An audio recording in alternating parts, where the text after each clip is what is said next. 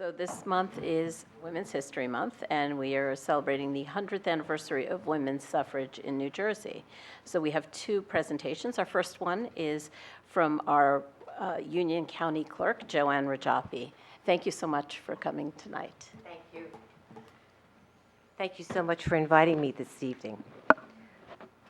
I prepared a very short, concise, I hope, history of suffrage in New Jersey on this 100th anniversary of the passage of the 19th Amendment.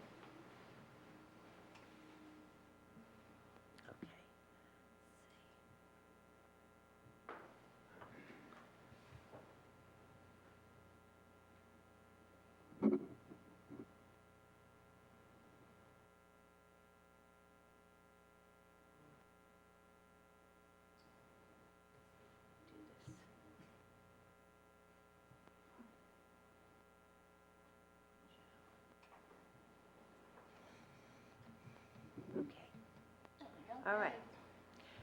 So I hope this is, actually, we were one of a few colonies and states that allowed women to vote as early as 1776. By virtue of our first constitution, women who had 50 pounds of money and lived in the county for 12 months, as well as free blacks, could vote. But the legislature soon changed that in 1807, prohibiting women from voting. I really think it had to do with an election that took place here in what was then Essex County. There was a question of where the new courthouse would be built, in Newark or Elizabethtown. Well, the Elizabethtown people, of course, wanted it here, and Newark wanted it there. There was a lot of fraud in the election. They had young boys dressing as women voting. So that may have been an impetus for the legislature to change it. But nonetheless, we did have the right to vote from the very beginning, and then it was taken away. It's very interesting that three big trends came together to create suffrage. One was the temperance movement. The other was the abolitionist movement. And the third, of course, was women's suffrage. Women who were involved in one tended to be involved in others. And they were angry women. So in 1848, Lucretia Mott decided to have a conference in Seneca Falls, New York.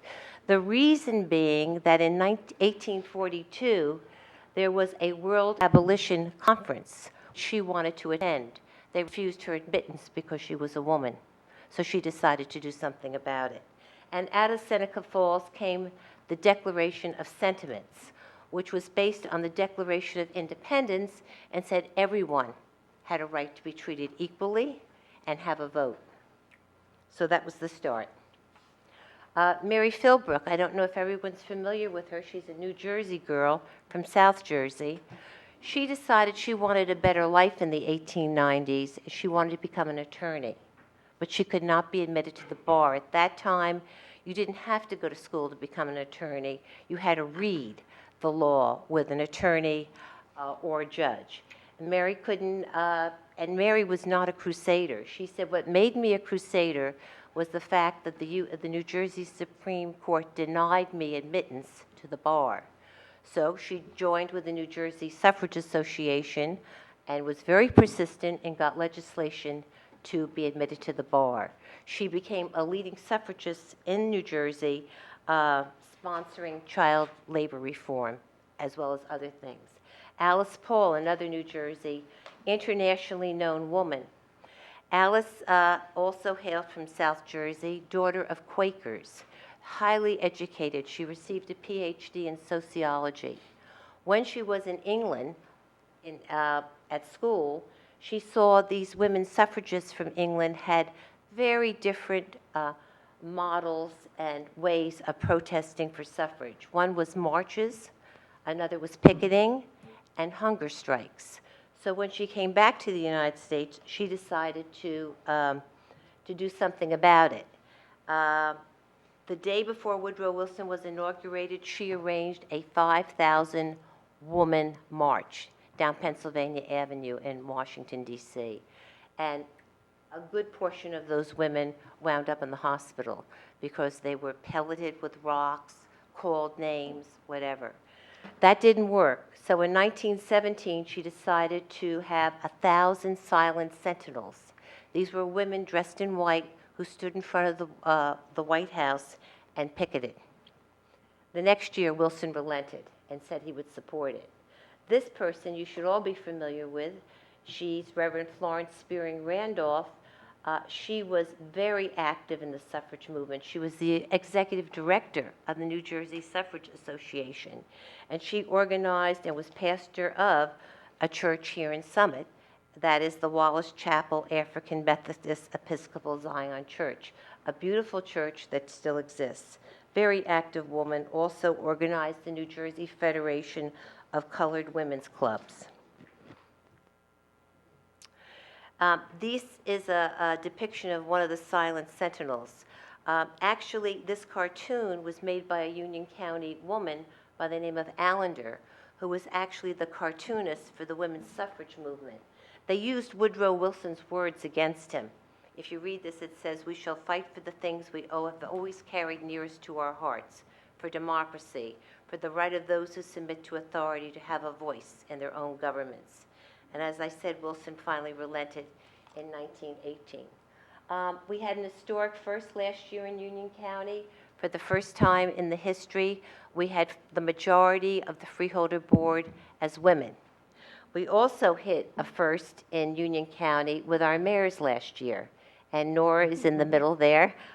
We had a total of 9 women mayors. They're not all shown there.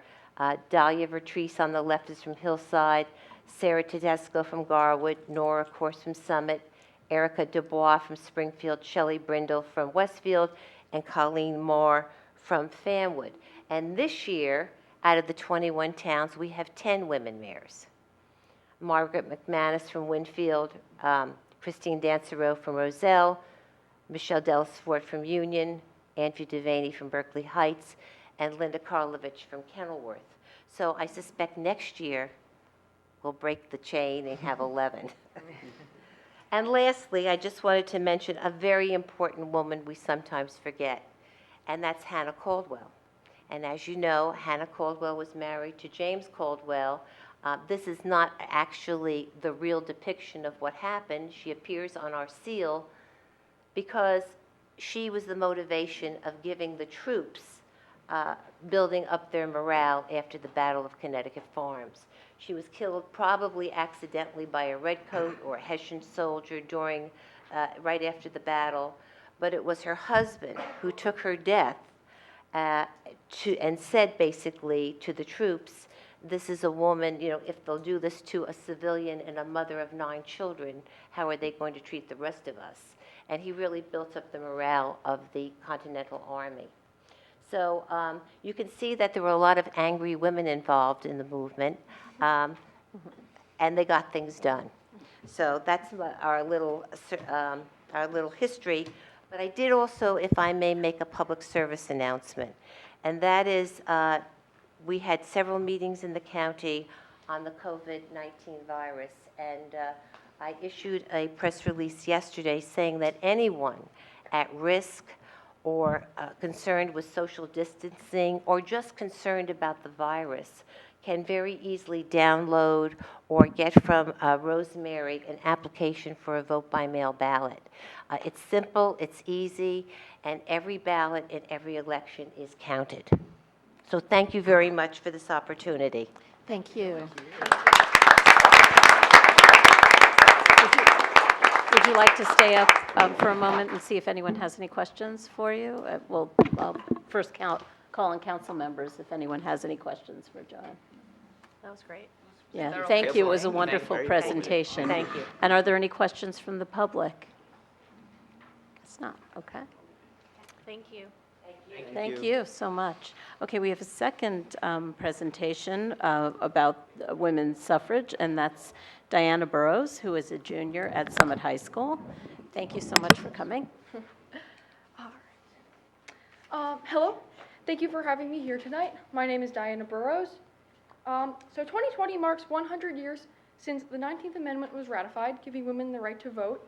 It is the right of an American citizen to be able to vote, and women across the U.S. fought valiantly to be able to get that basic right. even before women were granted the right to vote, they were still making an impact on their government. As said before, they were highly involved in the abolition movement, the temperance movement, and there was many other movements that women joined so they could make an impact without having the right to vote. But once they got the right to vote, they gained a new way to control and have an influence on their own government. So since 1920, the U.S. has become a more equal and fair place for women, but we do still have a lot of work to do. The U.S. as a whole lacks women in government, but in contrast, Summit, New Jersey is a leader of advancement and growth for women's rights. Right now, there are only 26 women serving in the Senate out of 100, making 74% of the Senate male. In the House of Representatives, there are 101 women serving out of 435 people, which is less than in the Senate, only 23% female. Also considering that in 1920 there was 0 women in the Senate, and now we're only up to 26.